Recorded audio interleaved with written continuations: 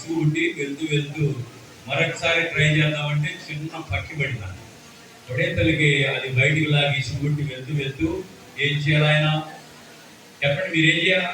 ఆయన ఏం చేయాలా చెప్పాలి. మీరు ప్రార్థన చేసాడు.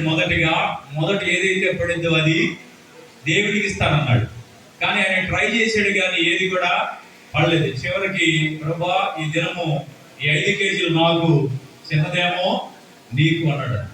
కాబట్టి మధు గారి జీవితంలో దేవుడు చేసేటువంటి మేలులు ఆయన వినియోగించుకుంటూ అనేక మందికి ఆయన సహాయకరంగా, అనేక మందికి ఆయన సహకరిస్తూ దైవ సేవకులకి, అంతేకాకుండా ఎంతో మంది విధవరాలకి, ఆర్ఫన్స్కి, అనేక మందికి సహాయం చేస్తూ ఆయన బిజినెస్ లోనే సంపాదించేటువంటి దాంట్లో చేస్తున్నాడు. అందుని బట్టి దేవుడిని స్తుతిస్తూ ఉన్నాం. ఈ సమయంలో మన మధ్యలో గౌరవనీయమైనటువంటి మన తెలంగాణ ప్రాంతం నుంచి వచ్చినటువంటి అందరికీ దయాకర్ గారు, ఎమ్మెల్సీ గారు దయచేసి వేదిక మీదకి రావాలని తెలియపరుస్తున్నాం.